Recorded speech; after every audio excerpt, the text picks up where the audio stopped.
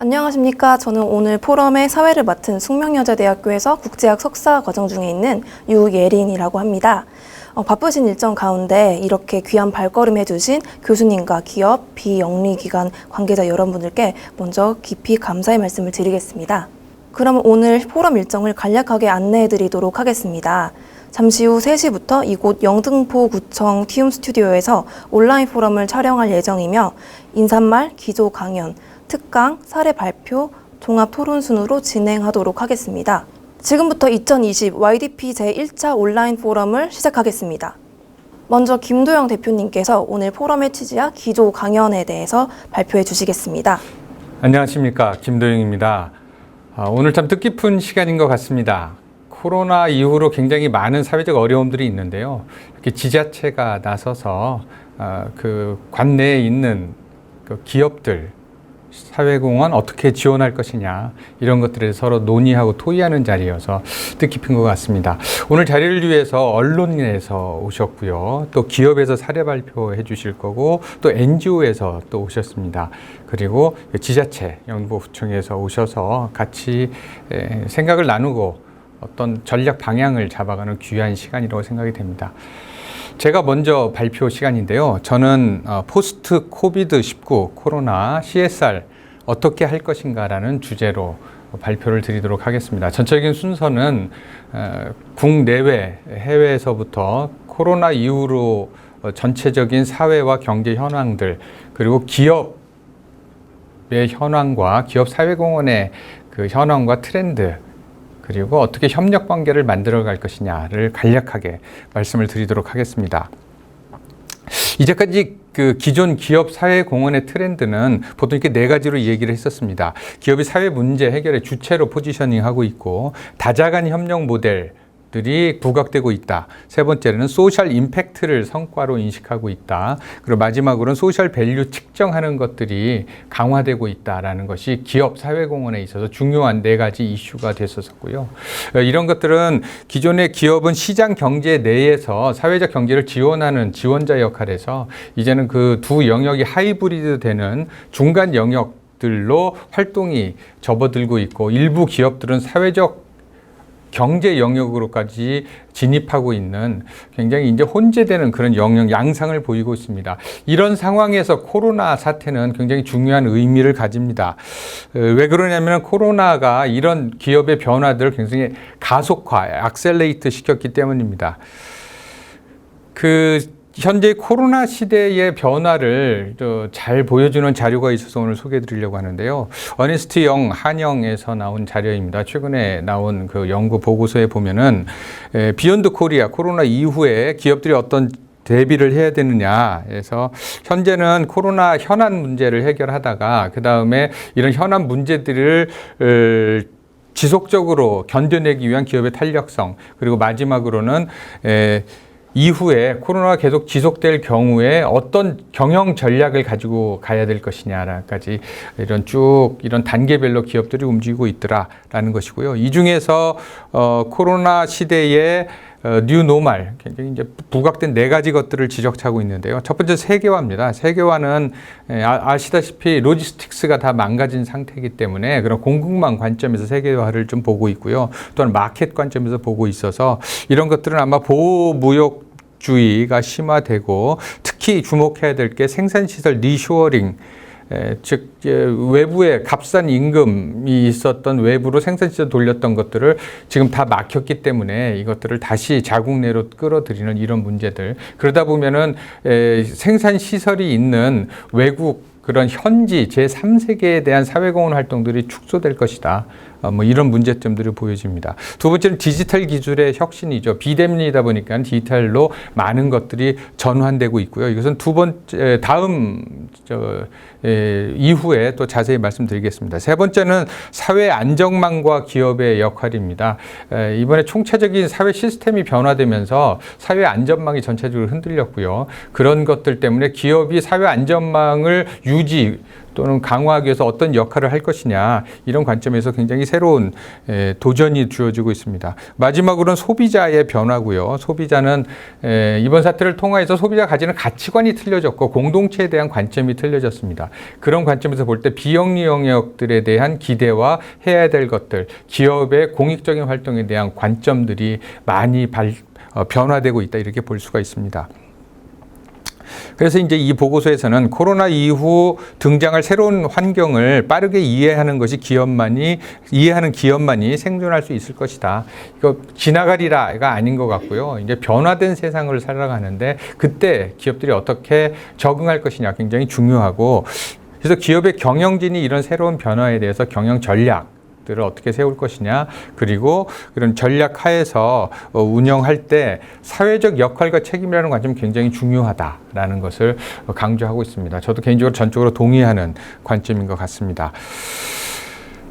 OECD에서 나온 Responsible Business Conduct라는 보고서에서 보면은, 컨덕트에서 낸 보고에서도 보면은 코로나 이후에 10가지 사회 변화를 지적하고 있는데요. 그 10가지의 주요 포인트들을 보면은 다양한 이해 관계자들의 관계성이 증대되고, 두 번째는 종업원과의 관계가 변화되고, 종업원이 예까지 임금, 복지 쪽으로만 관심이 있었는데 이제는 안전, 그 다음에 삶의 질, 행복, 이런 것들로 관점이 바뀌었고, 그다음에 환경, 건강, 안정 등에 대한 중요성이 증대됐고, 성장 위주의 기업 경영 전략에서 리스크 관리로 올라갔고, 그 다음에 이런 서플라이 체인 관점에서는 안정적인 공급, 기업의 책임 범위가 확대되고 있고요.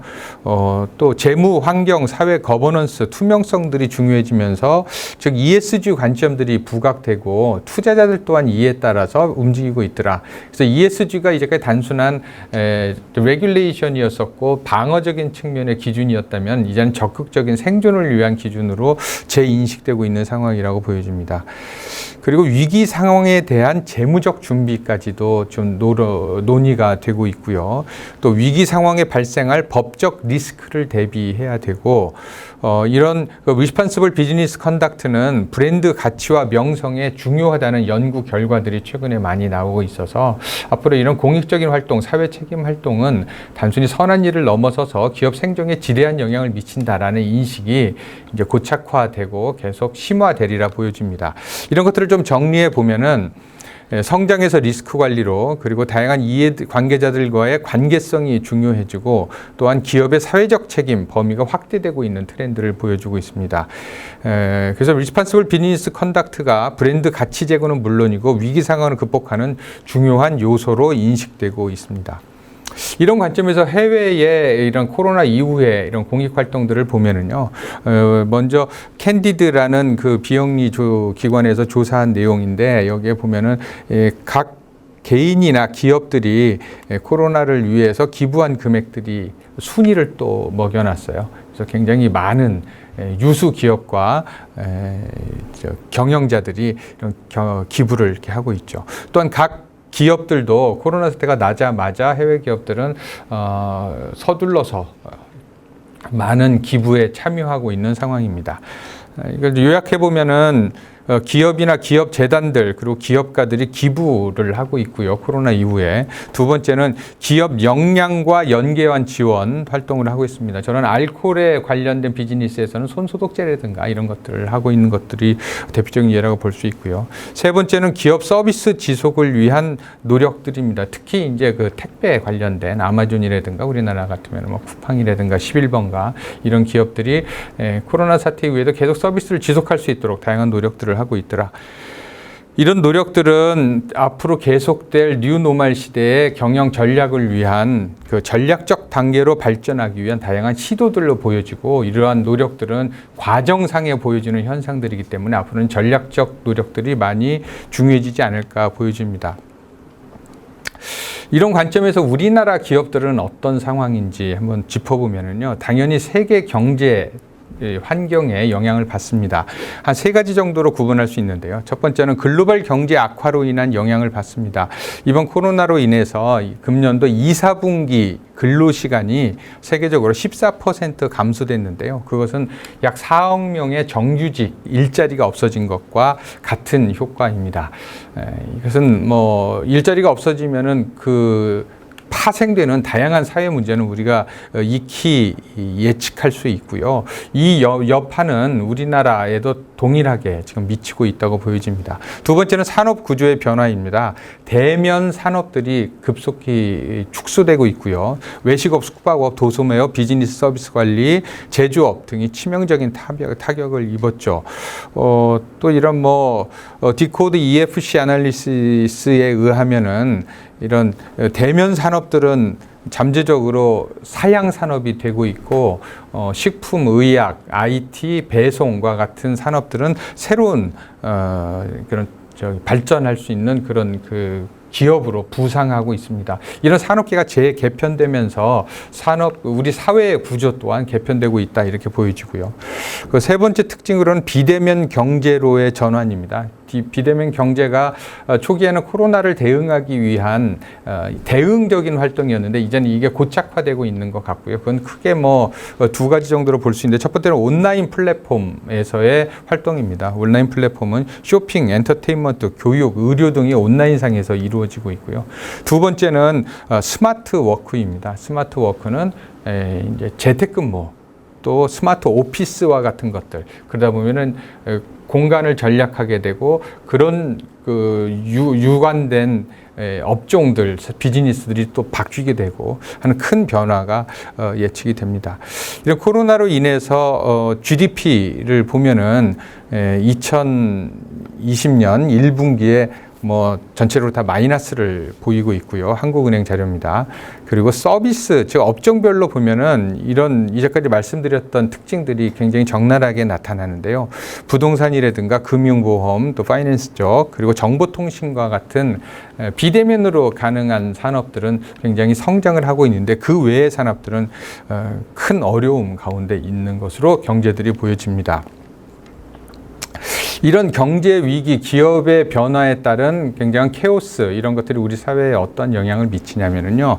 이것은 이제 사랑의 열매 나눔문화연구소의 박미 박사님이 정리하신 자료를 제가 재구성한 내용인데요. 첫 번째가 이제 중산층의 위기를 들 수가 있습니다. 중산층의 위기는 뭐냐면은 경제 침체나 대면 서비스 사업의 위축으로 인해서 일자리와 소득 감소가 이루어지는데 그 임팩트가 고스란히 중산층에 큰 임팩트를 미쳐서 양극화가 더 심해지는 양상을 보이고 있습니다. 이런 소득 분위에 따른 여러 가지 특징들을 보더라도 상위 40%, 즉 5분위와 4분위에 대한 소득은 오히려 증가했는데 그 이하는 감소한 것을 볼 수가 있고요. 소비 지출 면에서도 보면은 이렇게 하위층일수록 소득이 적은 분들일수록 소비가 줄어들었다. 적은 소득에서 소비까지 더 많이 줄었으니 굉장히 삶이 어려워졌다. 이렇게 말씀드릴 수가 있습니다. 두 번째는 새로운 사회 문제의 대두인데요. 지금 IT 기반으로 사회가 움직이다 보니까 디지털 리터러시, 정신건강 문제 이런 것들이 크게 부각되고 있고 취약계층에 대한 대면 서비스가 중단되고 복지관들이 다 문을 닫고 하다 보니까는 이런 취약계층에 대한 서비스가 또한 큰 문제가 이루어지고 있습니다. 비영리 기관의 생존이 위협받고 있고요. 그 이유는 이런 비영리 기관은 사실 대면적인 활동, 라포 형성, 공감대 형성에 의해서 움직이는 사회적 자본 기반의 기관들인데 이 기관들이 지금은 굉장히 어려운 상황이 돼서 생존의 위협까지도 느끼고 있는 것 같습니다. 재정 지원이라든가 기부라든가 자원봉사, 또 시민의 이용들이 대폭 감소 축소됨으로써 설 자리가 없어지고 있고요. 그럼으로써 우리 사회 안전망에 큰 역할을 담당하고 있던 NGO 영역이 붕괴되고 있더라라는 문제점들이 좀 심각하게 대두되고 있다고 보여집니다. 기업들의 사회공헌 관점을 또 보면은 코로나로 인해서 기업의 주요 이슈는 한 4가지 정도로 볼 수 있는데요. 이 자료는 SK 이규영 수석이 발표한 자료를 제가 조금 손봤습니다. 초연결 사회 때문에 코로나가 급속히 확산됐는데 그 문제를 해결하는 것도 어떤 기술이더라 하면서 기술 관점의 여러 가지 기업들이라든가 활동들이 강화가 되고 그러면서 주목하게 되고 그래서 단순히 돈 버는 즉 이코노믹 밸류를 넘어서서 소셜 밸류를 만들어내는 통합적인 활동들이 가속화되고 있습니다. 두 번째는 문제 중심의 협력입니다. 콜렉티브 임팩트 같은 그 다음에 이런 가치 지향적인 미션 지향적인 활동으로 기업도 동참하게 되더라고요. 이것은 NGO의 아젠다였었는데 이제 기업도 그 아젠다에 함께 동참하게 됐고요. 이러면서 파트너십 같은 것들이 굉장히 중요한 상황이 됐습니다. 세 번째는 세이프트넷, 사회 안전망 같은 가치 중심의 시스템 고민이 시작이 됐고요. 그 다음에 사회 문제의 근본적인 원인 쪽으로 이런 트렌드가 가면서 환경이라든가 이런 사회 거대 담론들에 대해서 기업들이 참여하기 시작했더라. 예전에는 착한 일, 좋은 일, 아름다운 일 쪽으로 많이 사회공헌 활동을 했다면 이제 거대 담론 쪽으로 원인 쪽으로 많이 트렌짓하고 있더라. 이런 것들이 보여집니다. 이런 주요 기업의 이슈들은 정리해 보면은 이렇게 보여질 수가 있을 것 같습니다. 그래서 기업 주요 이슈들을 보면 뭐 이런 기업의 SV 내재화 가속화라든가 아젠다 선점의 경쟁, 환경 중요성이 부각되고 파트너십이 강화되고 전문성 강화를 NGO에게 요구하고 사회적 가치 성과 측정 기반의 소셜 임팩트 추구가 본격화되면서 소외계층 지원 활동 중심에서 사회 문제 원인 해결 사업으로 발전되고 있습니다. 뭐 이게 장황하지만 사회 문제가 달라졌다. 왜냐하면 사회 시스템이 바뀌고 사회 안전망이 바뀌었기 때문에 그래서 기업에 참여하는 방식이 조금 더 포괄적이고 전략적으로 됐더라. 문제는 기업이 이런 것들을 수행할 역량이 있느냐입니다. 사회 문제에 대한 전문성이 부족하기 때문에 그래서 파트너십이 강화되고 있는데요. 그럼 파트너십을 그럼 어떤 방식으로 할 거냐? 입니다. 이 파트너십은 기업이 그런 파트너들을 직접 찾아가서 파트너십을 맺고 하는 것들은 쉽지 않고요. 특히 NGO 측에서 기업을 이해하면서 기업 사회공헌에 대응할 수 있는 파트너 프로그램이라든가 전략을 낸다는 것은 쉽지가 않죠. 그래서 중간에 이게 함께 모여서 얘기해야 될 그런 플랫폼, 중간 지원 기관과 같은 기능들이 필요한데요. 그것은 뭐 약 20년 전서부터 꾸준히 제기된 문제인데 적절한 중간 지원 기관이 아직까지는 그렇게 요원한 상태인 것 같습니다. 그래서 지금 시대는 변했는데 해결 방안을 위한 정답들은 있는 것 같은데 그것들이 명확하지 않더라라는 상황인 것 같아요. 그래서 이제 파트너십이 중요한 것 같아요. 그래서 파트너십에 대해서는 전통적으로 저는 포스 섹터, 정부, 기업, NPO들이 협력하는 것에 대한 얘기들이 쭉 나와 있었었고요.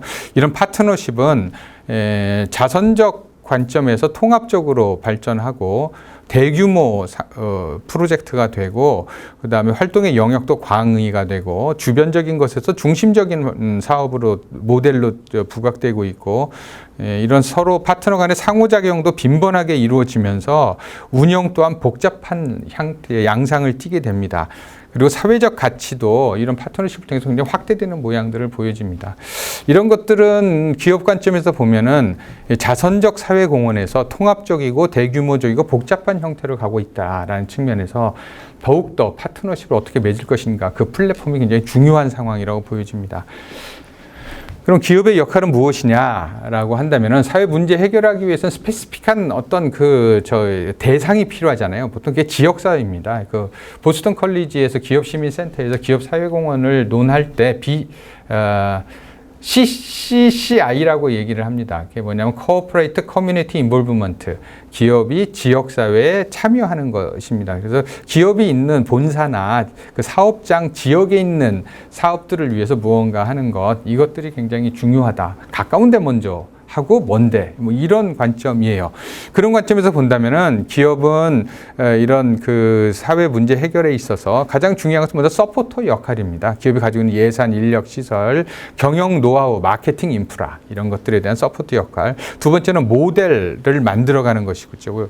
이것은 기업의 역량을 접목한 사회 문제 해결 모델을 실험하고 육성 확산시키는 것입니다. 여기서 이제 중요한 가설은 뭐냐면은 전제는 기업이 사회 문제 해결을 위한 전문성 전문성을 어느 정도 가지고 있느냐에 대해서 기업은 겸손할 필요가 있다라는 내용입니다. 그럼 그 전문성은 누가 가지고 있느냐? 당연히 NPO가 가지고 있습니다. Non-profit Organization, 비영리 기관들이 사회 문제 해결에 전문성을 가지고 있는데 아쉬운 점은 기업의 사회공헌과 이 NPO가 가지고 있는 전문성에 접목하는데 조금 거리가 있어서 그것을 당기는 그런 노력들이 필요할까라는 생각이 들고요. 그래서 NPO는 이런 사업에 있어서 메인 에이전트 역할과 이런 주체들을 모으는 오거나이즈 역할 하면서 리더십을 유지해야 됩니다. 리더십을 유지하지 못하고 자본이 있는 쪽이나 권력이 있는 쪽으로 순응하게 되는 순간 이런 사회 문제 해결은 굉장히 요원하게 된다고 효율적이지 않게 된다고 생각됩니다. 왜냐하면 다른 주체들은 나름대로 그 주체들의 목적성이 있기 때문에 그렇습니다. 이윤의 목적성, 정치적 목적성에 NPO들이 휘둘리는 순간 그런 본질적인 사회 문제에 대한 효율성이 떨어지지 않나 싶습니다. 그래서 NPO들은 그런 리더십을 가져야 되고 다른 주체들은 NPO의 리더십을 존중해 줘야 된다라는 생각이 듭니다. 그럼 정부는 어떤 얘기를 할 것이냐? 중앙정부와 지자체 다 마찬가지인데요. 이건 모티베이션 역할이 가장 중요합니다. 각 주체들이 같이 협력할 수 있도록 장을 마련해 주는 것, 그리고 가지고 있는 행정력을 동원해서 이런 것들을 지원해 주는 것, 그리고 잘된 사례들은 익스펜션, 확산시켜 주는 것. 왜냐면은 그 관이 가지고 있는 또 커뮤니케이션 채널들이 굉장히 또 많이 있습니다. 그리고 위로도 우리나라 위 정부 쪽으로도 채널들이 많기 때문에 이런 것들을 확산시키는 역할에서 여기에 참여하는 기업들과 NGO들이 좀 이렇게 저기가 될 수 있도록, 고양될 수 있도록 지원해주는 지원자 역할을 해야 될 것 같습니다. 결론적으로는 기업과 정부는 지원자 역할이라는 자세를 유지할 때 이게 효율적인 모델이 되지 않을까라는 생각이 듭니다. 마무리하면서 지자체와의 협력이 굉장히 중요하다는 말씀을 드리고 싶고요. 그 이유는 이런 공익사업이라는 것은 실체가 있어야 효과성이 나타나고 스토리라인이 잡히고 그런 스토리텔링을 통해서 확산과 그다음에 브랜드 이미지라든가 여러 가지 선순환이 이루어질 수 있는데 그러려면은 벙벙한 일회성, 과시성, 홍보성 사업보다는 굉장히 구체적이고 스페시픽한 그런 지역과 문제에 대해서 깊은 고민과 통찰을 통한 프로그램들이 중요하다고 생각이 됩니다. 그래서 자신이 속해 있는 지역에 있는 이런 지자체와 협력하는 건 이런 면에서 중요한데요. 예를 들어서 영등포구청을 예를 든다면은 영등포구청이 산하의 복지기관, 사회적 경제기관, 또 영등포는 또 국회가 있죠. 또 다양한 시설들이 있습니다. 회의실, 강당, 또 다른 기업들이나 이런 기관들이 가지고 있는 시설들, 그다음에 교육기관들이 또 있습니다. 중고등학교, 초등학교, 중학교, 고등학교, 대학교 시설들까지. 기업들의 경우에는 사회공헌을 하거나 마케팅을 할 때 이런 교육기관과 연계하는 것들이 굉장히 중요한데 그 접점들이 이렇게 명확하지 않거든요. 그다음에 여기 계시는 주민들이 있죠. 그러면 이제 영등포 구청은 이런 행정력과 네트워크를 통해서 기업이 사회공헌을 할 때 이런 구 내에 있는 자원들이 효율적으로 결합할 수 있도록 플랫폼을 만들고 지원해주고 독려하고 하는 그런 역할들이 굉장히 중요하다고 생각이 됩니다. 그리고 이런 그 지자체는 지역 기반이고 지역에 대한 행정적 리더십이 있고 그다음에 이런 행정적 리더십 근간으로 어떤 협력 사업을 위한 지원이 신속하게 이루어질 수 있어서 굉장히 좋은 그런 그 대상이 아닐까라고 생각이 됩니다. 이런 것이 지속되려면은 지자체 장의 의지가 굉장히 중요합니다. 그래서 이런 지역 내 사회 문제 해결을 위해서 지역 내에 있는 민간 자원들을 어떻게 효율적으로 결합할 것이냐. 이 결합을 위해서는 파트너십이 필요한데 파트너십을 위해서는 시간과 노력과 전문성이 필요합니다. 모이라고 해서 모였다고 바로 안 모여지죠. 지속적인 노력과 지원이 굉장히 필요할 것 같고요. 이런 의지와 지속성이 담보되지 않으면은 이것 역시 하나의 구호성 행사가 되지 않나 싶습니다. 마무리하면서 지금은 이제 특히 코로나로 인해서 다자간 협력 모델의 시대로 진입한 것 같습니다. 진정한 파트너십은 지속적인 관계에서 이루어집니다. 왜냐하면 윈윈 파트너십이 중요하기 때문이고요. 윈윈이라는 것은 나에게도 이익이 있지만 상대에게도 이익이 있는 그런 중간점을 찾는 것이고 그런 것들은 사회적 자본, 즉 신뢰가 기본이 돼야 윈윈 파트너십이 가능한데 그런 신뢰를 쌓는 과정은 서로에 대한 시간이 담보돼야지 되는 것 같습니다. 랭귀지가 틀린 정부와 기업과 NGO가 서로 만나서 훌륭한 사회 파트너 모델을 만들기 위해서는 이런 지속적인 그런 교류와 관계가 필요할 것 같고요. 이런 지속적인 교류와 관계는 서로에게 모티베이션이 없으면 결코 일어나지 않습니다. 그 모티베이션을 누가 줄 것이냐가 관건이고요. 지자체가 그런 그 모티베이션을 잘 구상해서 지원할 때 그 안에서 원활한 파트너십이 이루어지지 않을까라는 생각이 듭니다. 그리고 이런 지자체는 기업 사회공헌의 원스톱 지원자로서의 포지셔닝을 하면은 참 좋을 것 같다는 생각이 듭니다. 이런 파트너와 일하고 싶습니다. 이런 혹시 시설, 또 이런 전문성, 이런 행사, 뭐 이런 니즈가 있을 때 구청이 그런 것들을 도와주신다면은 굉장히 좋은 플랫폼이 되리라 생각이 됩니다. 이를 위해서는 정기적으로 이런 지자체와 기업과 NGO가 모이는 자조 모임이 어떤 누군가의 주도가 아니고 서로 협력적인 관계에서 이루어지는 것이 굉장히 중요하다고 생각이 됩니다. 네, 이렇게 오늘 포스트 코로나 시대에 대한 발제를 마치도록 하겠습니다. 고맙습니다.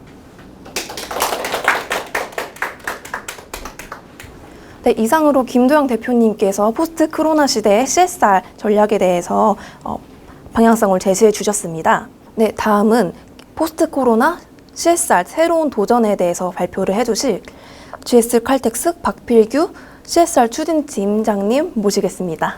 안녕하세요. 저는 GS 칼텍스에서 사회공헌과 환경사회 거버넌스의 ESG 관리 활동을 담당하는 CSR 추진팀의 박필규 팀장입니다. 지금껏 우리 사회가 경험하지 못했던 코로나19 상황 속에서 기업들이 어떻게 보다 안전하고 지속 가능하게 사회공헌 활동에 대한 고민을 하고 그런 활동들을 펼쳐나가는지에 대해서 한번 함께 나누는 시간을 갖도록 하겠습니다. 먼저 우리 사회에 꼭 필요한 주제에 대해서 영등포 구청에서 이런 의미 있는 자리를 마련하고 그런 대안을 모색하시는 점에 대해서는 상당히 저도 반갑고 되게 좀 잘하고 있다고 이렇게 좀 생각이 되고요. 참고로 제가 한 10년 정도 여수에서 근무하면서 그 지자체 역할에 대한 고민을 되게 많이 했었는데 서울 경기 지역에서는 상대적으로 이제 지자체가 되게 체감되는 면이 되게 작습니다. 하지만 코로나19로 인해서 항상 영등포 구민들은 영등포 구청에서 오는 문자 메시지를 계속 받으면서 얼마나 우리 지자체가 나 개인 그리고 나의 가족을 안전하고 건강하게 지켜줄 수 있는 것인가에 대한 고민들 그런 경험들 하고 있는데요. 이런 시대야말로 그 지방자치단체 역할이 더 중요하다고 저는 좀 말씀을 좀 드릴 수 있겠습니다. 저는 오늘 코로나19에 대한 내용들을 펼쳐나가면서 제가 속한 GS 칼텍스가 어떻게 이거에 대응하고 있는지에 대한 말씀을 드리면서 기업들이 하고 있는 그런 고민들을 함께 나누도록 하고요. 그래서 이런 고민들은 기업 혼자 하시는 부분은 아닌 것 같고요. 많은 지자체, 기업, 그리고 NPO가 함께 고민해야 되는 그런 부분이라고 생각이 됩니다. 코로나19, 아무도 경험하지 못했던 세상이죠. 그래서 제가 속한 GS 칼텍스도 코로나19로 인해서 상당히 어려움을 갖고 있습니다. 참고로 국내에 있는 정유 4사의 1사분기 영업 적자가 한 4조 원 정도 된다고 그래요. 그래서 그런 기업의 수익성들이 악화되는 그런 상황이 있고요. 반면에 우리 사회공헌 활동의 대상이 되고 있는 아동, 노인, 장애인들은 더욱더 어려운 고립과 단절의 그 상황에 놓여 있습니다. 그래서 그 빈부격차가 디지털 격차가 되고 이런 것들은 또다시 소외와 어떤 빈곤의 문제로 이제 계속 전환하면서 더 큰 이제 사회 문제가 되고 있고요. 사회공헌 활동이 과거에는 현금 지원하고 현물 지원하는 것들이 많았다면 이제는 되게 다양한 방법으로 진행되기 때문에 각종 행사나 공연들, 지원들, 이제 그런 대면형 활동들이 모두 다 지금 거의 중단되다시피 했습니다. 특히 기업들은 필수적인 비즈니스적인 그런 활동들에 대비해서 사회공헌 활동은 정말 안전이 담보되지 않으면 하지 않는 것이 더 필요한 그런 상황이기 때문에 더더욱 이제 위축될 수밖에 없었던 것이 현실입니다. 그래서 이제 잠깐 살펴보면 코로나19 사태가 생기고 나서 처음에 이제 기업들은 태풍이나 지진이나 그런 활동들을 구호했듯이 생필품, 현금, 그리고 기업의 인프라를 지원하는 활동들을 주로 이제 초반에 많이 했고요. GS칼텍스도 뭐 우리 의료진 격려 캠페인들, 그리고 코로나19 성품 기부, 헌혈, 뭐 생필품 박스 지원, 이제 그런 활동들을 진행했습니다. 이 당시만 하더라도 코로나19가 금방 종식될 줄 알았고요. 자, 그렇다면 4월에 종식되냐, 5월에 종식되냐에 따라서 어떤 식으로 이제 연초에 계획했던 사회공헌 활동을 계속 할 것인가라는 그런 계속 시나리오만 짰습니다. 이미 우리 파트너 기관인 MPO에는 뭐 후원금 1년 사업비도 다 전달을 한 상황이었고요. 이제 이런 상황에서 이제 4월이 됐는데 코로나19는 종식될 기미가 보이지 않고 이제는 2020년 한 해는 뭐 코로나19와 함께 살아야겠구나라는 생각 속에서 이제 다시 업무 방식을 어떻게 바꿀 것인가에 대한 고민을 많이 했고요. 이미 그러면서 저희들이 이제 고민했던 것은 온라인과 비대면 방식의 사회공헌 활동이었습니다. 그런데 이미 과거에도 이미 2000년대 중반부터도 이러한 비대면형 활동들은 많이 있었습니다. 그래서 뭐 잠시 예를 한번 들어보면요. 그 또띠라고 해서 이미 2004년도부터 온라인으로 진행하는 멘토링 봉사활동이 있었고 GS칼텍스도 참여했었고요. 뭐 여러분 잘 아시는 해피빈이나 같이 온라인 모금 프로그램도 이미 많이 활성화되어 있습니다. 그리고 열리는 사회에서 진행하는 상담이샘이라고 해가지고 온라인 상담 프로그램들도 존재하고 있고요. 그리고 GS칼텍스에서는 2018년도에 온라인으로 한 200여 명이 개인 각자가 부른 노래를 합쳐서 마음톡톡 송을 만든 합창 캠페인을 벌쳐서 되게 마음이 어려운 아이들을 되게 좀 위로하는 프로그램을 진행하기도 했었는데, 이러한 활동들의 장점은 결국 온라인을 통한 접근성을 용이하게 했다라는 장점이었고, 하지만 이 프로그램들은 주류가 될 수는 없었습니다. 왜냐하면 그 온라인으로 할 수 있는 여러 가지 인프라라든가 사람들의 인식과 경험들이 그렇게 강하지 않기 때문에 많이 어색해했던 것이 사실입니다. 하지만 그런 온라인의 가능성들을 분명히 이제 발견할 수 있었다고 생각이 되고요. GS칼텍스 얘기를 잠깐 드리겠습니다. GS칼텍스는 그 심리정서적인 어려움을 가진 아동들에 대한 마음톡톡 예술치료 프로그램을 진행하면서 1년에 한 2,500명 정도 이제 프로그램을 진행하고 있고요. 그리고 여수에는 여수시와 함께 여수문화예술공원 GS칼텍스 예울마루라는 것을 만들어 가지고요. 기획 대강 공연과 각종 전시들, 교육 프로그램들을 진행하고 있는데, 뭐 지금까지 개관한 해부터 2019년까지 한 88만 명 정도가 이용을 했을 만큼 상당히 좀 이제 활성화되어 있는 기업과 지자체의 어떤 협력 모델이 되겠습니다. 그리고 노인무료 급식소도 운영하고 서막교에서 원어민 영어교실을 한다든가 취업준비생들을 대상으로 한 뭐 힐링과 취업 역량 제고를 함께 도모하는 캠프도 저희들이 하고 있는데, 이 프로그램들을 보시면 대부분 다 온라인이 아닌 오프라인 현장에서 대면형으로 진행할 수 있는 프로그램이고요. 이 모든 프로그램이 코로나19로 인해서 다 중단이 되었습니다. 자, 이런 상황 속에서 저희들이 고민했습니다. 도대체 코로나19는 언제 끝날 것인가? 그리고 분명히 코로나19 같이 어려운 상황에서 내가 속한 내 기업이 뭔가 좀 더 의미 있는 그런 도전들을 한다면 어떤 이슈도 선점하고 어떤 회사의 그런 뭐 이미지도 올리면서 우리 사회에 큰 영향을 미칠 수 있을 것이다라고 저희들이 좀 생각을 했었고요. 그러면서 이제 하지만 실질적으로 아까 말씀드렸듯이 안전이 담보되지 못하는 그런 어려움 속에서 저희들은 그러면은 활동을 중단하고 있었고, 이렇게 되면 기업이 1년에 계획 세워놓은 어떤 사회에 기여할 수 있는 총량이 감소할 수밖에 없습니다.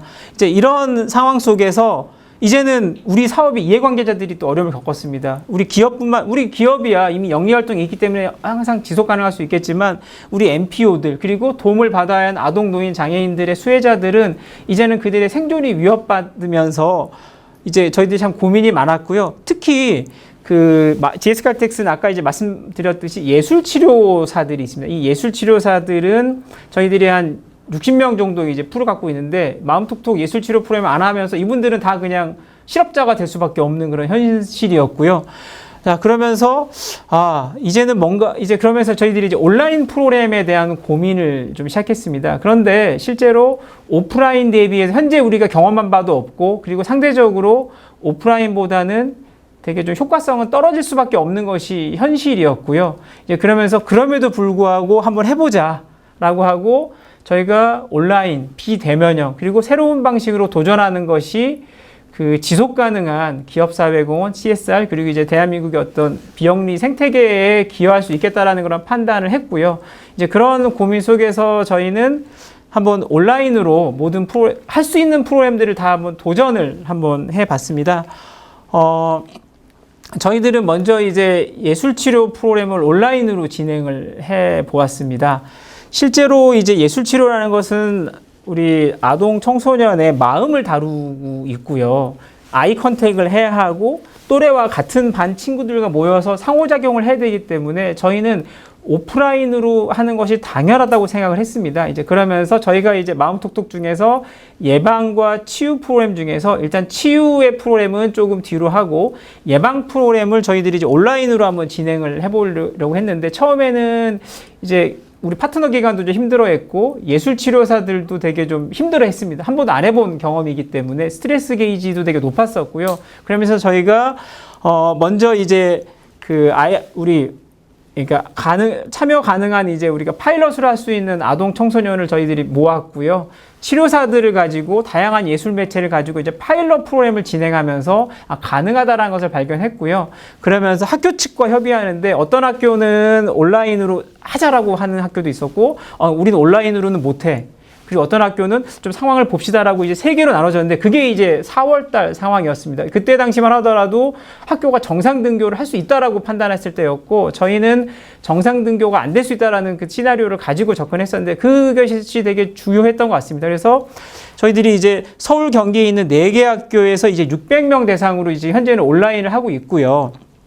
이제 온라인 플랫폼 통해서 쌍방향을 커뮤니케이션 하는데 실제로 아시겠지만 지금 학교에서 지금 이제 오프라인 온라인 병행하는데 학교에서 진행하는 온라인 수업은 교사의 강의가 영상이 동영상에 올라가 있으시고 학생들은 집에 있으면서 그거를 언제든지 보면서 이제 출석 체크 정도 하는 건데 여기 그림에서 보시듯이 이제 저희가 하는 프로그램은 아이들이 줌 프로그램으로 들어와서 직접 쌍방향 커뮤니케이션을 하는 프로그램이었고요.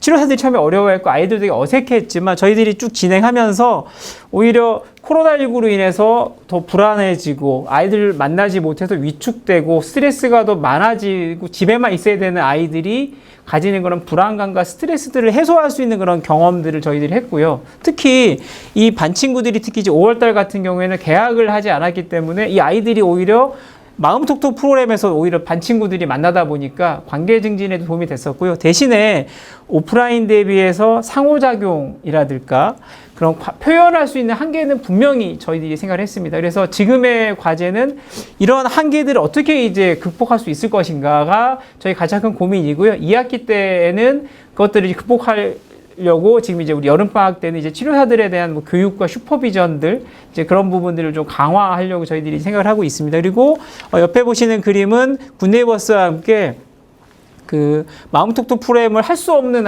치유가 필요한 아동들의 가정에 이제 부모와 함께 할 수 있는 예술 치유 키트를 저희들이 이제 만들어가지고 배포를 했습니다. 이제 이 부분은 뭐 일반적인 프로그램이라고 할 수도 있지만 저희들이 온라인, 오프라인 할 수 없는 상황에서 할 수 있는 대안이라고 생각이 되고요. 지금 이제 금년 하반기에는 이것도 역시 이제 치료 프로그램도 온라인으로 전환할 수 있는 그런 스터디를 저희들이 하고 있습니다. 그리고 또 하나 예를 들어 드리면 아까 보셨던 여수 문화예술공원 예울마루 뭐 1년에 한 20만 명 가까이 이제 관람 이용을 하고 있는데 여기 같은 경우는 저희들이 이제 공연장을 찾지 못하는 아동 청소년 우리 일반 시민들을 위해서 저희들이 이제 온라인 공연 전시를 하고 있습니다. 특히 뭐 공연 같은 경우는 기존에 녹화했던 것들을 저희들이 이제 그대로 상영하고 있는데요. 전시 같은 경우에는 별도로 촬영을 했습니다. 그래서 이런 것들을 통해서 공연장을 찾지 못하는 그 관객들 지역의 시민들을 대상으로 이제 웹 접근성을 강화해서 기여하고 있는데 오히려 시간과 뭐 자신의 그런 공간 그리고 어떤 여러 가지 상황 때문에 오지 못하는 분들이 뭐 훨씬 더 이렇게 쉽게 접근할 수 있었던 그런 장점을 저희들이 좀 확인할 수 있었습니다. 그리고 이 사례는 작년부터 이제 우리 사회에 가장 어려움을 겪고 있는 집단 대상 중에 하나인 취업준비생들의 가지는 그런 어떤 심리 정서적인 스트레스 어려움들을 좀 힐링해주고 그들에게 좀 필요한 취업 역량까지 같이 좀 제공해주기 위한 캠프를 바로 영등포구청에 있는 하이서울 유스호스텔에 저희들이 이제 작년에 3번 했고 올해도 원래는 2월에 계획했었는데 뭐 당연히 연기했었고 7월에 했던 것도 다 연기를 했습니다. 이제 다행히 이제 뭐 그 위약금은 없더라고요. 취소했는데 그래서 참 안타깝게 저희들이 그런 취준생들에게 줄 수 있는 서비스 제공을 못했는데 반면에 저희들이 이 프로그램을 온라인으로 한번 해보자. 물론 지금 제가 있는 이 영등포구청에 있는 YD CSR 포럼도 이제 온라인으로 진행하고 있는 건데 저희들이 이제 강의는 온라인이 그래도 가능한데 체험 프로그램을 온라인으로 하는 거는 사실 정말 쉽지 않습니다. 그래서 저희는 지금 어떤 도전을 하고 있냐면 여기 그 프로그램에 보시면 뭐 명사특강이나 자소서나 멘토링은 이제 온라인으로 할 수 있는데 취업준비생들이 자신이 살아왔던 그런 희노애락의 경험들을 이제 다 꺼집어내서 이런 것들을 연극으로 만드는 프로그램을 저희들이 지금 이제 온라인으로 기획하고 있고요. 지금 아마 8월이나 9월 정도에 진행할 것 같은데 오히려 그 전국에 서 있는 우리 취준생들이 더 쉽게 접근할 수 있기 때문에 저는 분명한 장점이 있다고 생각합니다. 물론 취준생들이 오프라인으로 모여서 같이 동병상련의 관계를 집단 역동을 형성하면서 동병상련도 서로 이렇게 위로도 하면서 같이 배우고 호흡하면서 이제 성장하는 경험은 못하지만 뭐 콘센프로스가 있듯이 또 다른 접근의 기회, 또 다른 확장의 기회를 가질 수 있기 때문에 저희는 뭐 또 전화위복이 될 수 있지 않겠는가라고 생각을 해가지고 저희들이 이제 좀 진행을 이제 그렇게 한번 계획하고 있고요. 마지막으로 말씀을 드리자면 이제 그 우리 김시원 편집장님도 말씀하셨지만 이제 코로나라는 건 이제 환경 문제와 때려야 뗄 수가 없고 금년 1월에 있었던 다보스 포럼에서도 그 기후변화가 가장 중요한 어젠다가 되고 있고 지금 이제 기업의 지속가능 경영의 화두도 기후변화인데 저희도 뭐 기존에 이미 뭐 환경교육 같은 프로그램들을 진행했지만 좀 더 강화해서 그 환경과 관련된 저희들이 어떤 기후변화를 주제로 한 어떤 정보 제공 그리고 기후변화 관련된 소셜벤처들 지원 그리고 어떤 업사이클링 제품들을 만드는 여러 가지 사회적 기업과의 협업 이런 것들을 저희들이 강화하고 있고요. 아직은 이제 금년도에 이제 막 시작하고 있기 때문에 저희들이 뭐 좀 더 시간은 걸려서 좀 더 가시적인 성과들은 나오겠지만 이제 이런 노력들을 저희들이 이제 그 끊임없이 이제 기업의 입장에서는 지금 그런 도전들을 지금 하고 있다고 말씀을 좀 드리겠습니다. 마지막으로 제가 이제 한 말씀만 좀 드리면요.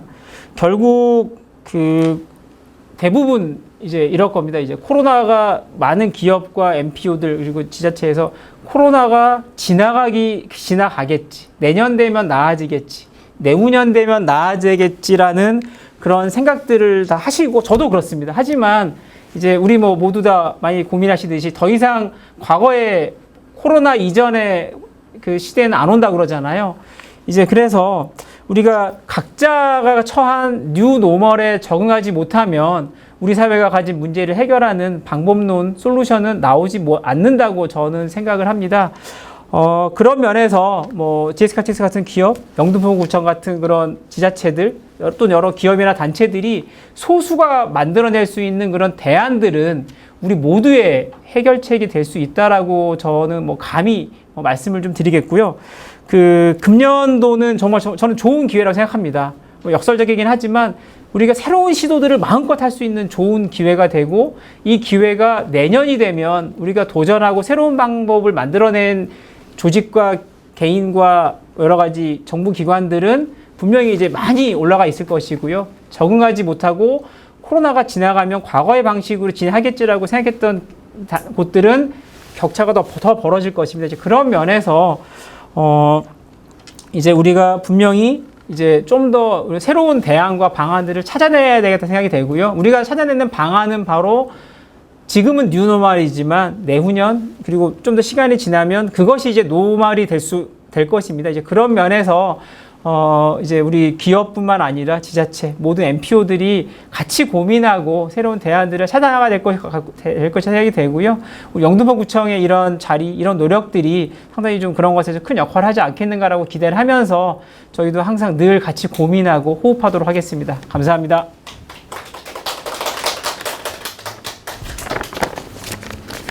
네, GS 칼텍스의 사회공헌 사례에 대해서 발표해 주신 박필규 팀장님 감사합니다. 네, 다음은 포스트 코로나 시대 자원봉사에 대해서 발표해 주실 영등포 자원봉사센터의 김찬숙 센터장님 소개해 드리도록 하겠습니다. 네, 안녕하세요. 영등포구 자원봉사센터에 있는 김찬숙입니다. 오늘 그 포스트 코로나 시대에 대해서 그동안 우리 영등포구 자원봉사센터가 해왔던 활동들을 돌아보고 또 앞으로 향후에 해야 할 활동들을 함께 고민해 보고자 합니다. 진행에 간략한 개요는 다음과 같습니다. 우리 영등포구 자원봉사센터가 아마 있는 것을 아마 기업에서 모르는 곳이 많이 있는 것 같아서 잠깐 소개를 해 올리겠습니다. 영등포구 자원봉사센터는 영등포구 구민들의 삶 속에서 자원봉사 생활화를 위한 지속 성장한 가능한 성장을 토대로 해서 지금 나아가고 있고요. 2009년도에 이제 4월 1일부터 민간 영역으로 위탁을 받아서 지금 현재까지 운영해 오고 있습니다. 우리 영등포구 자원봉사센터는 전국 246개의 자원봉사센터에서 가장 우수한 자원봉사센터로 지금 발돋움을 하고 있는데요.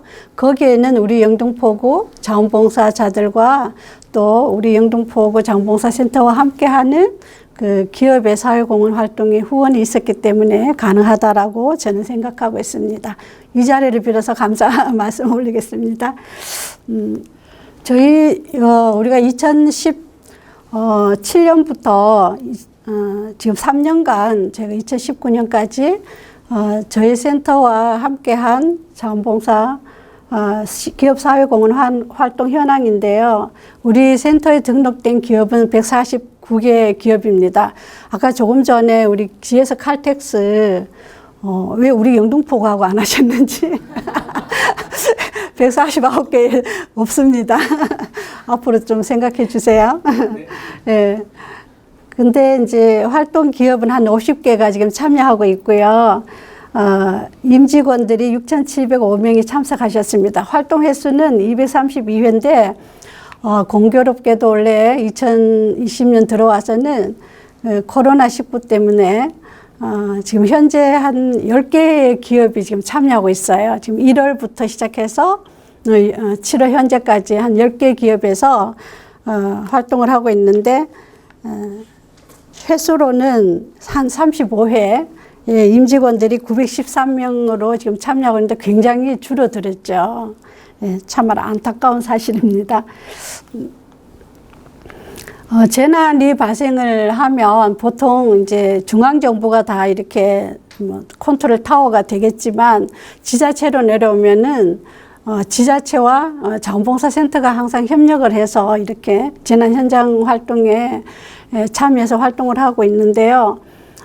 물론 이제 그 재난 유형에 따라서는 다양한 대응 전략이 있겠습니다만은 원래 같이 이렇게 코로나19가 발생했을 때는 우리 지자체는 영등포구 자원봉사센터와 함께 협력을 해서 이렇게 대응의 전략을 펼치고 있고요.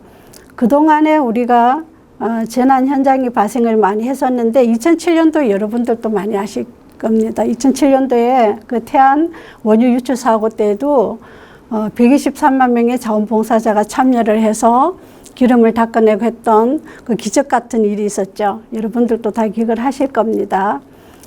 그리고 가깝게는 우리 영등포구가 2006년도에 안양천 둑이 터져가지고 그 양평동 일대인가요? 거기 다 잠수 이렇게 막 다 잠겨가지고 이제 많은 재난을 입었는데 그때 저는 타구에 근무를 했었어요. 그때 저도 전세 버스를 빌려서 자원봉사자들을 태워서 와서 같이 활동을 참여했습니다. 그리고 2011년도에 우리 서초구 우면산 사태도 산사태도 여러분들 기억하시겠습니다만은 이때도 우리 영등포구 자원봉사센터가 아마 서울시 25개구 중에서 가장 먼저 달려가서 이렇게 참여를 해서 참 칭찬도 많이 듣고 한 기억이 있습니다. 그리고 2014년도에 세월호 사고 때도 많은 자원봉사자들이 참여를 했고요.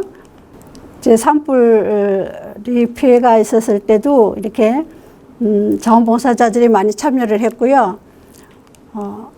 우리가 원래 이제 코로나19가 발생했을 때 우리 영등포구는 이렇게 기업과 협력을 해서 이제 그 나눔의 상자를 많이 만들어서 지역사회에 배부를 하는 그런 활동을 펼쳤습니다. 저희가 이제 센터에서 했던 활동들은 홍보 캠페인에 한 418명이 참여했고요. 이제 방역 소독에도 한 100여 명, 그리고 물품 제작을 하는데 64명, 물품 배부를 하는데 490명, 이런 식으로 우리가 지금 현재까지 활동을 하고 있고요. 작년 2019년도에 우리 대국민과 이해관계자들이 이제 기업과 함께 이렇게 사회공헌 활동에 대한 이슈를 도출하는 내용입니다. 공평하고 안전된 삶과 또 안전하고 평등한 삶, 공존하는 지구 환경, 이런 세 개의 카테고리를 도출했고요. 거기에서 가장 중요한 탑 5개를 이제 도출했는데, 소득 양극화 심화에 대해서, 또 사고 및 범죄 증가, 또 삶의 질 저하라든가, 또 사각지대 해소에 대해서, 또 차별이나 또 기회 불균등, 또 자원 낭비에 대해서 이런 5가지의 탑 5를 이제 도출을 해서 우리가 참여하고자 사회공헌 이슈를 도출한 주요 내용입니다. 포스트 코로나 시대에 이제 저희가 이제 원래 제일 처음에 시작했던 것들은 면 마스크 제작인데요. 저희가 이렇게 사진에 보듯이 굉장히 센터가 열악한 환경이거든요. 굉장히 좁아서 이제 많은 봉사자들이 참여하기는 힘들고, 지금 3명의 자원봉사자가 참여해서 이제 미싱을 가지고 다 집에서 가져온 미싱이에요. 저희 센터에는 미싱이 하나밖에 없어갖고 이제 다 이렇게 집에서 가져와서 그렇게 활동을 했고, 이제 새마을 방역 그 봉사자들이 나오셔서 방역을 했던 활동이고요.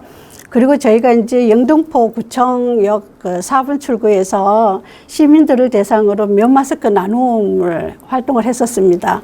이제 저 때는 원래는 저희가 목적이 이제 공적 마스크를 좀 덜 싸게 이제 지역사회 소외계층한테 이렇게 돌아가도록 하기 위해서 기부를 받고 기부하시는 분들을 위해서 이제 면 마스크를 이렇게 나누어 줬는데, 사실 기부하시는 분은 거의 없더라고요. 네, 거의 없어갖고 다 받아가기만 하셨는데, 네, 그런 활동이었고요. 지금은 제가 아까도 해가 왔는데, 이제 지금 활동들이 뭔가 하면 이제 마스크가 우리가 식당 같은 데 가면 놓고 막 일어날 수 있잖아요. 그래서 이렇게 마스크를 걸고 다니는 목걸이, 그걸 지금 제작을 하고 있어요. 그래서 소규모 자원봉사자들이 오셔서 이제 저렇게 나누어서 학교에 아이들용도 만들고 성인용도 만들어서 지금 배포하고 있는 그런 활동들입니다. 이거는 저희가 이제 콘네드 서울 여의도 호텔에서 그 빵을 만들어서 이제 우리가 이제 지역사회에 어려운 사람들, 또 지금 환경미화원들이 굉장히 어렵잖아요. 이제 그런 고생 많이 하시는 분들을 위해서 이제 그분들에게도 나눠주는 활동을 펼치고 있습니다. 그리고 이제 지역 경제 살리기 활동에도 자원봉사자들이 적극 나서서 활동을 하고 있고요. 그리고 또 이거는 이제 캘리그라피 봉사단이 있는데, 이제 그분들이 지역에 어려우신 분들 이제에게 희망의 메시지를 이렇게 적어서 나눔 상자 속에다가 넣어서 같이 활동하고 있는 이제 언택트 자원봉사자로 활동을 하고 있습니다.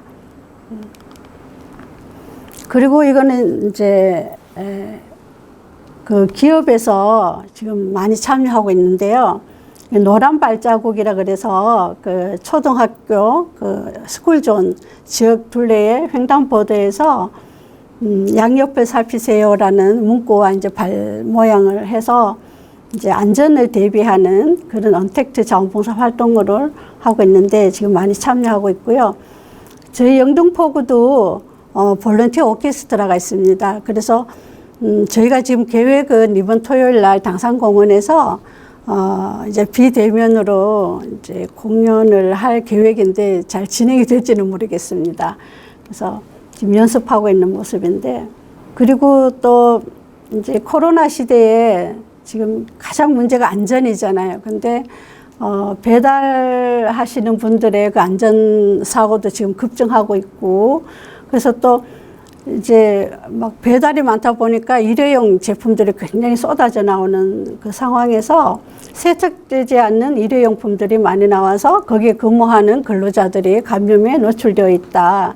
그래서 우리 사회의 틈새를 찾고 대변하는 역할을 우리가 한번 찾아보자라는 그런 활동을 많이 전개를 하고 있고요. 그래서 저는 이제 이걸 이번에 준비하면서 이제 공통점을 하나를 발견했어요. 2003년도에 우리가 사스가 발견이 됐잖아요. 사스 바이러스 때문에 이제 또 제가 전체가 또 많은 어려움을 겪었는데, 사스는 박쥐에서 사양 고양이를 통해서 우리 인간에게 감염이 되었다라고 추정을 하고 있습니다. 그리고 메르스는 2012년도에 메르스도 박쥐를 통해서 이제 낙타를 거쳐서 또 우리 인간에게 추정되지 않았나.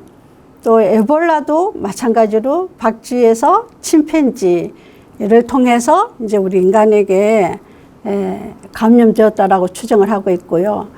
코로나 역시 박쥐에서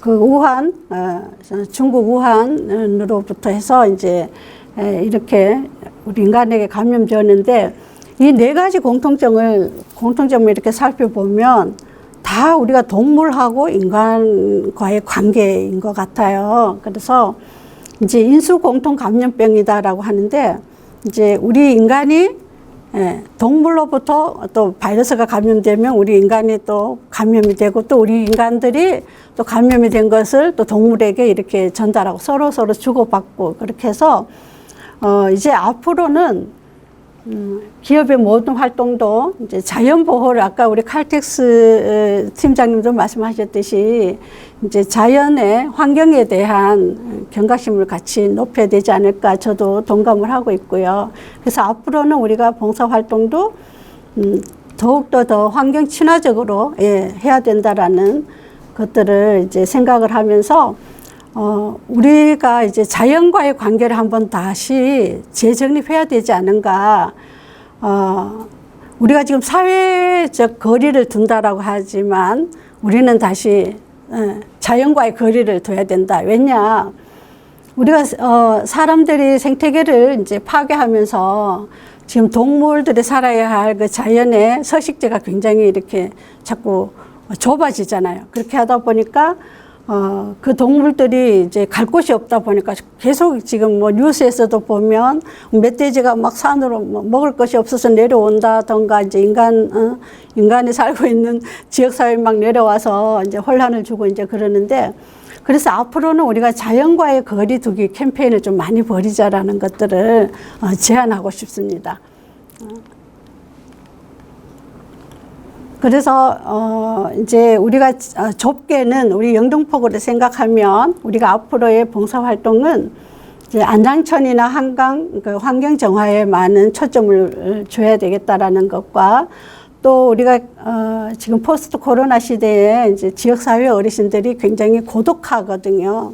이제 고독해지고 또 외로움이 너무 많아져서 이제 그분들을 어떻게 매칭을 해서 우리가 안전한 그런 사회를 만들어 가는가에 이제 포커스를 둬야 되겠다라고 생각이 들고요. 그리고 또 하나, 이제 이거는 저 개인으로 한번 생각을 하게 됐는데, 우리 국내의 사회공헌 활동도 중요하지만 이제 기업이 좀 더 큰 틀을 가지고 6.25 때 우리나라에 참전했던 그런 유엔 그 국가들 중에 이제 우리도 원래 마스크 때문에 굉장히 어려움을 겪어봤잖아요. 근데 그런 어려운 나라에 혹시 마스크를 좀 지원해주는 그런 아이템도 좀 가지고 했으면 좋겠다라는 저 개인적인 제안을 한번 가져봤습니다.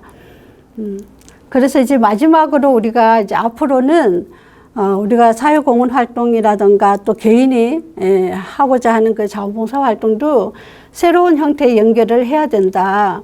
이제 그 사회적 거리 두기 상황 속에서도 그 사회적 거리로 먹고 살아야 하는 사람들이 있다라는 사실과 또 완전한 디지털 전환이 이루어진다고 해도 또 그 디지털 사회를 떠받치기 위해서는 누군가 대면 활동을 해야 된다라는 그 대면 활동을 누가 해야 되느냐. 저는 자원봉사자라고 생각이 되거든요. 그래서 정말 우리 사회 곳곳에 숨어서 이렇게 자원봉사 활동을 펼치는 우리 자원봉사자들이 항상 있다라는 것을 좀 생각하시고 이제 그런 자원봉사와 같은 그 공익활동 분야에서도 더욱더 우리 모두가 관심을 가져야 되는 거 아닌가라는 생각을 하면서 마치겠습니다. 이상입니다. 네, 포스트 코로나 시대의 자원봉사에 대해서 발표해 주신 김찬숙 센터장님 감사드립니다. 다음은 기업 CSR을 위한 영등포구청의 역할의 이해에 대해서 영등포구청 비전협력과 김승자 팀장님께서 발표해 주시겠습니다. 안녕하십니까. 영등포구청 비전협력과 대외협력팀장 김승자입니다. 올해 초 민관협력에 관한 업무를 맡고 처음 CSR이라는 단어를 접했습니다. 아직은 이 분야에 대해 완전 초보 단계의 수준이지만 제가 생각하는 관의 역할에 대해 이야기해보고자 합니다. 예전에는 기업은 이윤 추구, 관은 공공사업이라는 역할이 분명하였습니다. 기업의 사회적 책임을 요구하는 소비자들이 많아지고 착한 기업, 착한 경영이 착한 소비를 이끌어내는 등 기업에서도 지속적인 경영을 위해 사회적인 가치가 점점 중요시되고 있습니다. 이에 민과 관이 신뢰를 바탕으로 새로운 파트너십을 이끌어낸다면 지역사회 발전에 엄청난 시너지 효과를 가져올 수 있을 것이라는 확신이 생겼습니다. 저희 영등포구는 연계 가능한 다양한 사회공헌 자원들이 있으며 이에 대한 데이터베이스와 컨택 포인트를 제공할 수 있습니다. 이 외에도 구내 기업, 기업 경영 관련 기관 및 협회, 비영리 기관, 행정기관, 국회, 구청 산하시설 등의 사회공헌 자원들이 많이 있습니다. 구에서는 지역 주민들의 요구사항을 취합 분석하여 공유하고 다양한 사회공헌 자원에 대한 자료를 제공하고자 합니다. 또한 기업, 비영리 단체, 관공서 간 네트워크를 구축하고 기업 특성에 맞는 사회공헌 프로그램을 공동 개발하여 지역사회의 다양한 요구를 충족시키고 CSR 활동 우수기업을 선정하는 등 CSR 활동을 적극 장려하고자 합니다.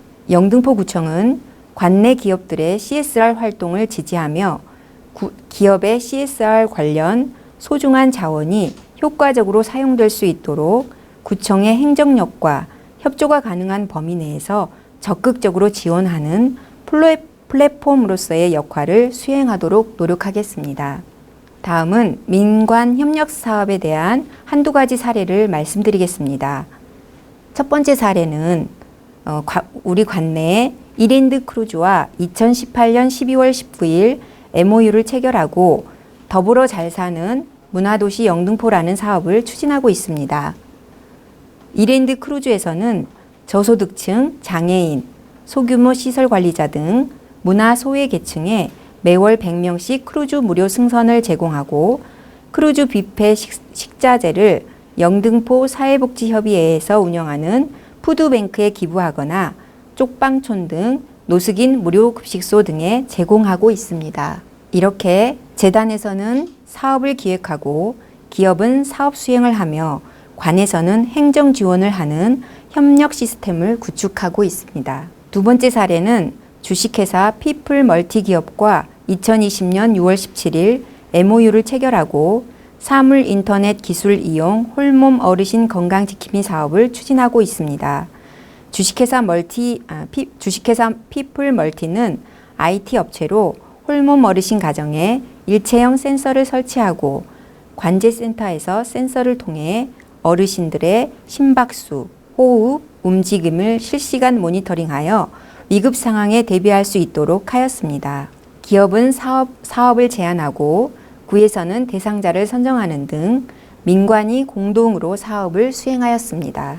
위 사례들과 같이 기업의 특성을 잘 살리고 지역 상생 프로그램을 공동 개발하여 민관이 함께 협력해 나간다면 서로가 윈윈할 뿐만 아니라 지역사회 발전에도 크게 기여할 것이라 믿습니다. 따뜻한 저희 영등포구는 따뜻한 세상을 만드는 지역사회 공헌 활동에 플랫폼 역할을 잘 수행할 수 있도록 최선을 다하겠습니다. 감사합니다.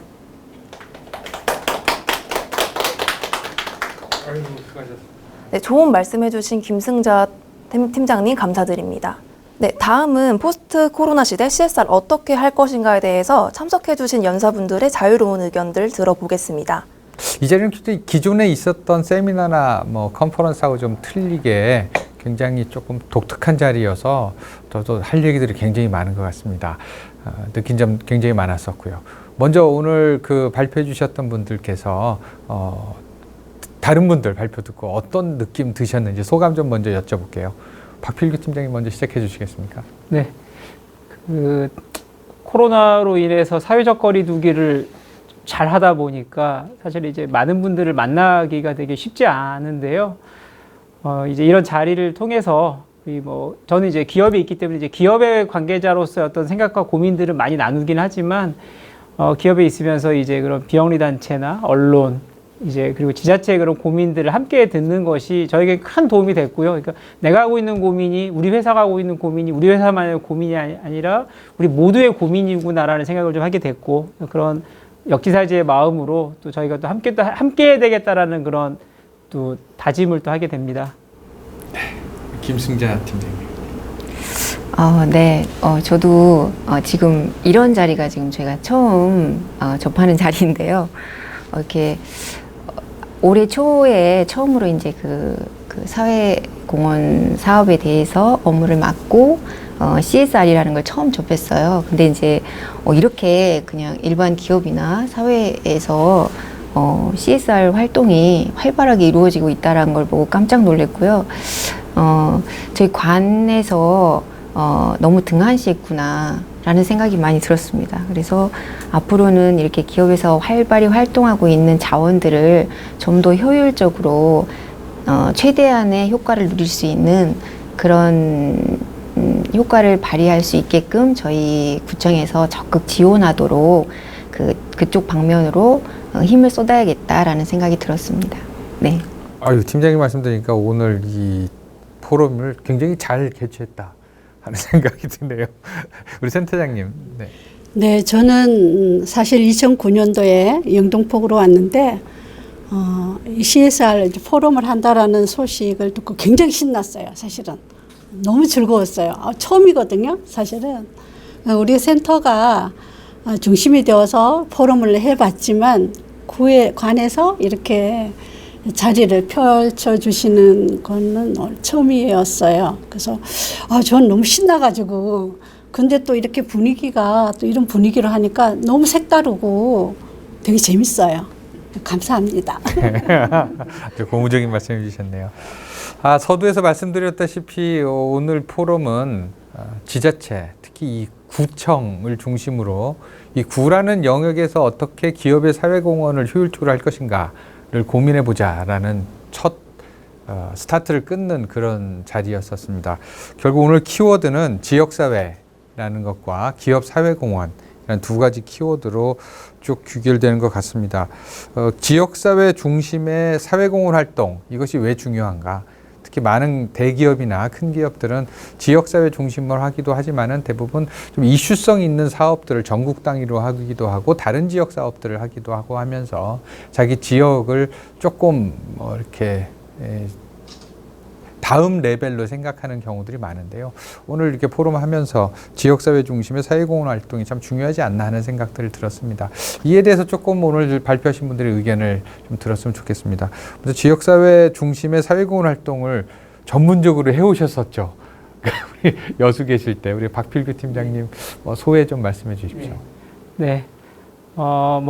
김도영 대표님께서 뭐 전문적으로 해왔다고 말씀하셨지만 뭐 그 정도는 아니고요. 참고로 GS칼텍스는 이제 여수에 공장이 있고요. 저도 2005년부터 2015년까지 여수 공장에 근무하면서 이제 사회공헌 활동 담당을 했었는데 좀 서울 관내에 있는 지자체와 뭐 또 그런 좀 다른 공장이 있는 지자체는 물론 좀 상황은 다른 것 같습니다. 이제 아무래도 지자체가 인허가권을 갖고 있고 기업의 임직원들이 그리고 사업장의 인근에 이제 또 여러 가지 주민들이 살기 때문에 그런 지역사회공헌 활동이 중요한 그런 특성을 가진 곳들도 있고요.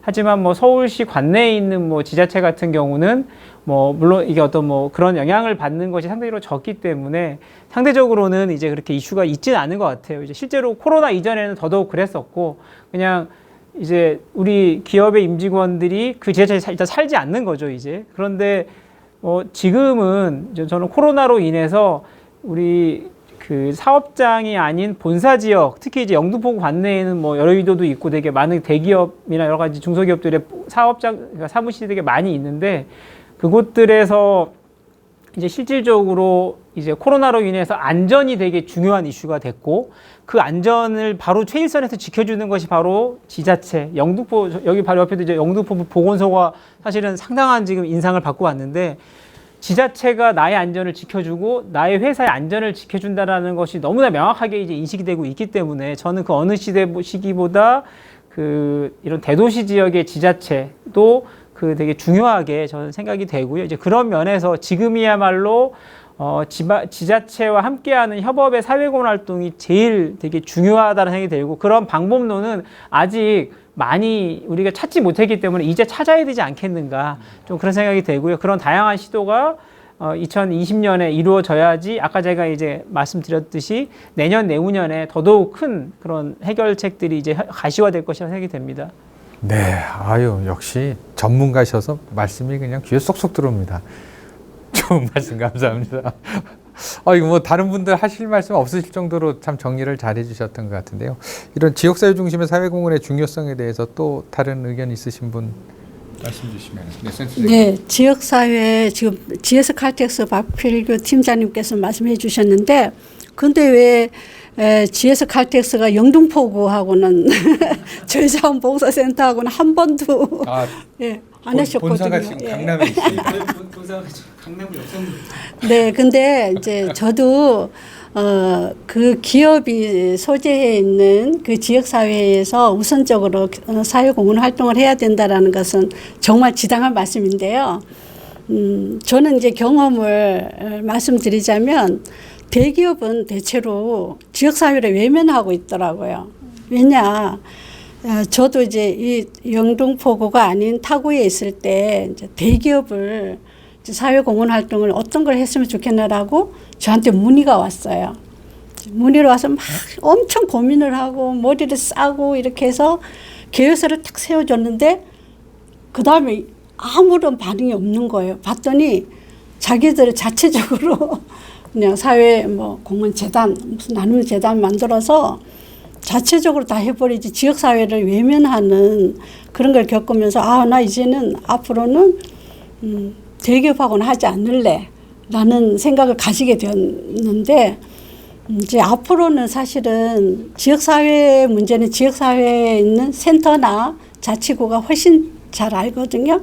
그러면 그 지역에 소재해 있는 기업들이 정말 파트너십이 돼서 이렇게 참여해 줬으면 좋겠다라는 그런 생각을 많이 갖게 되었습니다. 그러시군요.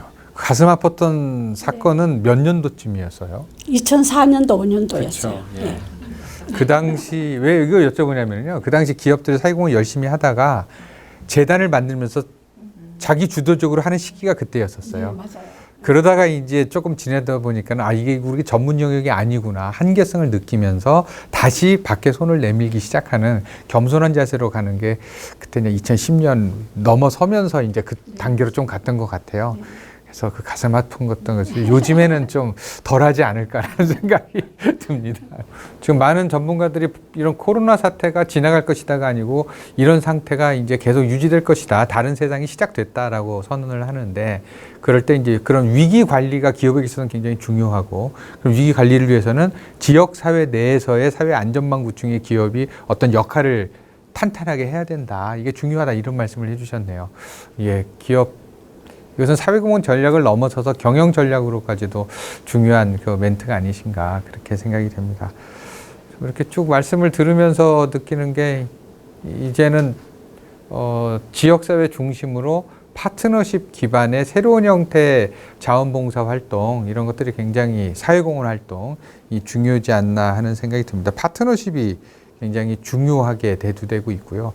근데 오늘 잠깐 말씀 나누면서도 느낍니다만은 NGO와 정부와 기업하고 랭귀지가 조금씩 틀리고 관점이 틀려요. 그래서 파트너십을 만들어가는 건 정말 쉽지 않은 지난한 과정일 것 같은데 이런 그 파트너십의 중요성, 그다음에 어떻게 해야지 그런 파트너십을 이어갈 수 있을까?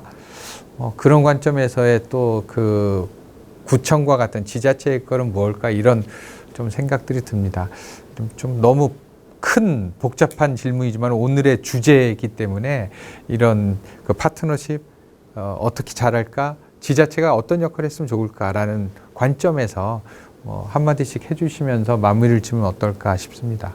어느 분 먼저 말씀해 주실까요?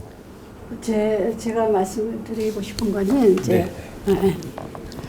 이제 우리가 어떤 사안이 발생이 되면 대체로 우리가 이제 각 구에 보면 자원봉사 센터가 있거든요. 센터가 있고 또 기업이 있는 지역도 있고 없는 곳도 있고 그런데 우리는 영등포구는 가장 강점이 여의도라는 그 브랜드 속에 기업이 굉장히 많이 존재해 있어요.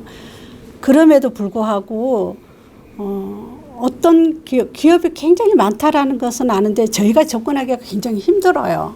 사실 요즘 최근에 와서 더 힘든 것은 정말 예전에 제가 초창기에는 영등포구 50인 이상 기업체 명단을 좀 받을 수가 있었어요. 그런데 지금은 명단을 어디 가서 받을 수가 없어요.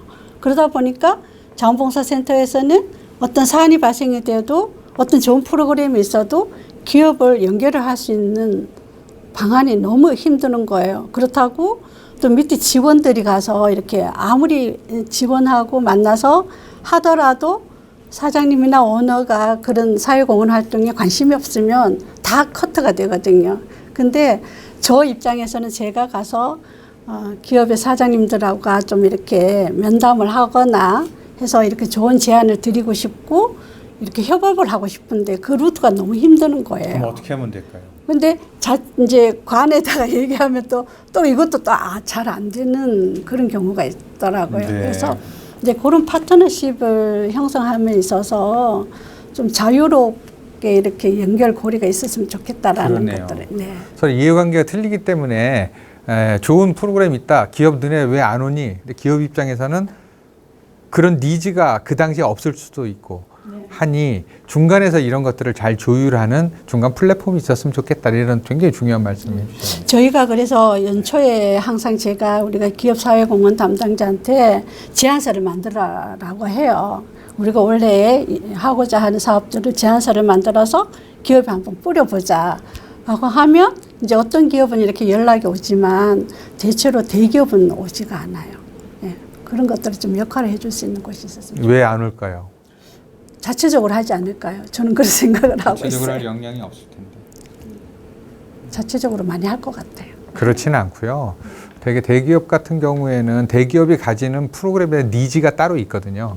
그 니즈하고 센터장님의 이런 가지고 계신 거하고 매칭이 안 될 수가 있어요. 그래서 여기가 약하다는 게 아니고 이것을 그 다른 기업들의 특성에 맞게 조금씩 변화시키는 중간 그 코디네이터 역할이 중요한 것 같아요. 그래서 오늘 이렇게 말씀 나누면서 사실 이런 관점들이 센터장님의 이런 고민들을 도와줄 수 있는 게 바로 이 구청에서 그런 역할을 해주셔야 되지 않나 하는 생각도 좀 좀 듭니다. 이렇게 훌륭하신 자원과 열정을 가지고 계신 분이 또 기업에서는 활동을 하기 어려움들이 있고 전문성이 없기 때문에 이것을 잘 연결해주는 중간 기능이 참 있어야 우리 센터장님 마음 편하게 자원봉사 정말 열심히 순수하게 해줄 수 있지 않나 하는 생각도 좀 들어요.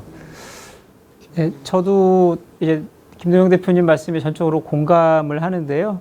이제 기업에 있다 보면 이제 항상 듣는 얘기가 뭐 너무 문턱이 높다라든가 뭐 NPO들에서 수많은 제안하는데 제안서는 다 안 보고 버리는 거 아니냐 시작해서 되게 다양한 얘기들을 듣는데 저는 되게 기업의 저희 쪽에 이제 제안서들이 오면 되게 반갑기도 하고 좀 이제 안타깝다는 생각이 많이 들기도 해요. 이제 왜냐하면 이제 분명히 이제 이거를 하게 되면 귀사에 정말 도움이 된다라고 하는데 실제로 그 제목만, 그러니까 기업명만 바꾸면 모든 기업에 쓸 수 있는 제안서이기도 하고, 그리고 도움이 된다라는 것이 어떤 좀 텐저블하지 않고 좀 이제 이렇게 좀 손에 잡히지 않는 그런 제안서들도 사실 되게 많은 것 같아요. 그래서 저는 좀 이제 우리 지역에 있는 우리 비영리 단체들이 이제 기업의 어떤 사실은 기업은 분명히 자원과 인력을 갖고 있기 때문에 그리고 기업도 어떤 CSR에 대한 니즈를 분명히 있기 때문에 이제 그 기업을 찾을 때에는 어떤 특정 기업에 맞는 좀 타겟에 적합한 좀 특성화된, 그러니까 A 기업을 좀 분석하고 A 기업의 니즈에 맞는 제안서들이 있어. 그러니까 이런 거죠. 그러니까 10개 어떤 아이템은 지역에 있는 10개 기업, 20개 기업한테 십시일반으로 받아서 사업을 할 게 있고, 어떤 아이템은 특정 기업에 좀 집중해서 연구해서 그 기업에게 제안할 게 있어서 그거에 대한 좀 가름말을 좀 잘 타는 게 필요하지 않겠는가 생각이 되고요. 이제 그러면서 아까 이제 말씀하셨던 어떤 중간 플랫폼이라는 거, 결국은 기업도 CSR에 대한 니즈가 있고 NPO도 자원에 확보에 대한 니즈가 있는데 그것들을 연결시켜주는 역할이 저는 그래서 이제 지자체가 이제 되게 저는 필요하다고 생각이 되는 거고, 그러니까 지자체가 가지고 있는 힘들 분명히 아까 말씀드렸듯이 과거에는 상대적으로 약할 수 있지만 이제는 대한민국의 모든 국민들이 얼마나 지자체가 중요한지 알게 됐어요. 내가 어떤 특정 지자체에 있느냐에 따라서 재난지원금의 금액이 달라지고 내가 어떤 지자체에 속하는가에 따라서 나의 안전이, 나의 가족의 안전이 되게 바뀌어지거든요. 이제 그런 면에서 딱 지금이야말로 이제 그런 역할들을 하고 그런 정보의 비대칭성들을 연결시켜주는 그런 역할들을 저는 잘 만들어줄 수 있을 거라는 생각이 들어서 그런 면에서 되게 팀장님과 우리 구청장님의 역할이 되게 크시지 않겠는가라고 감히 좀 말씀해 봅니다. 네, 고맙습니다. 지금 계속 지자체의 역할 굉장히 부각되고 있다. 전문성 필요할 것 같다라는 말씀들이 많이 나왔습니다. 좀 지자체 팀장님으로서 한 말씀 해주십시오. 네, 진짜 그 말씀들 들어보니까 지자체의 역할이 정말 중요하구나라는 생각이 지금 막 가슴에 불을 지르는 것 같습니다. 저희가 사실 이제 이번에 그 코로나 그 사태를 맞이해가지고 저희 부서가 이제 비전 협력과인데요. 비전 협력과에서 이제 그 지역의 콜센터를 코로나 이제 대응하는 그 기관 중에 콜센터를 맡아서 저희가 이제 그 현장에 나가서 점검도 하고 관리 감독도 하고 이렇게 이런 상황들을 이제 했었는데요. 그러니까 저희가 이제 기관에 나가서 이렇게 같이 활동하고 같이 이제 그 코로나를 그 확산을 막기 위해서 하다 보니까 정말 그 기업에서도 간의 그 도움을 필요로 하고 저희도 그 민간에서 그 적극적으로 참여해서 같이 힘을 합해야 되는 그래야만 되는 그런 상황들이 이제 벌어지더라고요. 그러면서 정말 민관이 힘을 합쳐서 이렇게 하니까 저희가 지금 저희 이제 그 전국적으로 막 콜센터 같은 데서도 확진자가 많이 나왔었는데 저희 영등포 지자체에서도 콜센터에서 확진자가 나오긴 했어요. 근데 이제 외부에서 감염된 확진자가 한 명 나왔다면 직원들한테 전파되는 그 보급률이 제로였어요. 그러니까 그 콜센터마다 그 방역이나 이런 거에 대해서 저희가 지시하는 내용을 잘 따라주고 잘 이행해주고 그리고 그런 거를 잘 협조했기 때문에 그런 효과가 나왔었는데요. 그래서 이게 민관이 협력한다는 게 정말 중요하구나라는, 그리고 서로 소통하고 서로 이렇게 한다는 게 굉장히 중요하다는 걸 제가 많이 느꼈었는데요. 저희가 이제 그러면서 또 코로나 사태에 저희 이제 그 지역 주민들을 위해서 많이 이렇게 뭐 구호 물품이나 기업들, 관리 기업들이나 이런 데서 지원 물품 같은 것들을 많이 보내주셨어요. 그래서 이제 그것에 대해서 이제 감사하는 마음으로 저희 기관장님이 직접 이제 시간 될 때 찾아가셔서 인사도 드리고 이러는 과정에서 이제 파트너십이 얼마나 중요한지를 저희가 이제 몸소 느끼고 지금 있는 상태이거든요.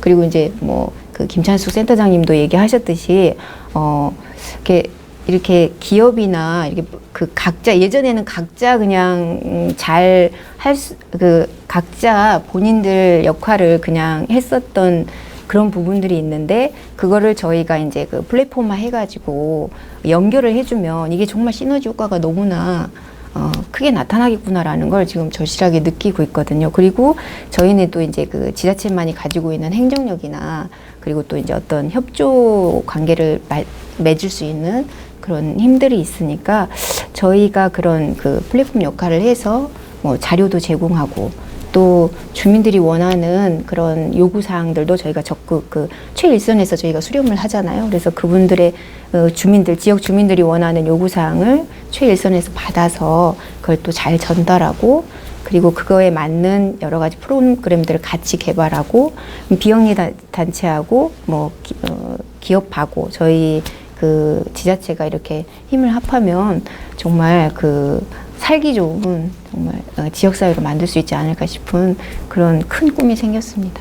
네, 아유 고맙습니다. 오늘 주제가 너무 재밌어서 구청이라는 이 단위로 이런 사회공헌에서 밤을 새도 끝이 안 날 것 같아요.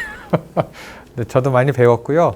자, 오늘은 이제 드디어 영등포 구청이 상자를 연 것 같습니다. 시작이고요. 공부 열심히 하면 하버드 간다. 여기까지 얘기가 끝난 것 같아요. 그럼 무슨 공부를 언제까지 어떻게 해야 되느냐. 구체적인, 그 다음에 공부해야 되고, 시험 봐야 되고 하는 이제 실행 단계로 넘어가기 시작한 것 같아요. 이때 전문성, 지속성 필요한 것 같고요. 그러기 위해서는 구청장님의 의지와 적극적인 지지, 그리고 여기 실무 부서의 그런 헌신과 전문성, 축적, 노력 이런 것들이 관건이지 않나 싶습니다. 부디 이렇게 좋게 열린 문이 행사성으로 끝나지 않고 앞으로 실질적으로 성과를 내면서 영등포가 우리나라의 지역 중심의 사회공헌의 메카로서 자리매김할 수 있도록 발전했으면 좋겠다는 기대를 하면서 오늘 포럼 마치도록 하겠습니다. 고맙습니다. 감사합니다.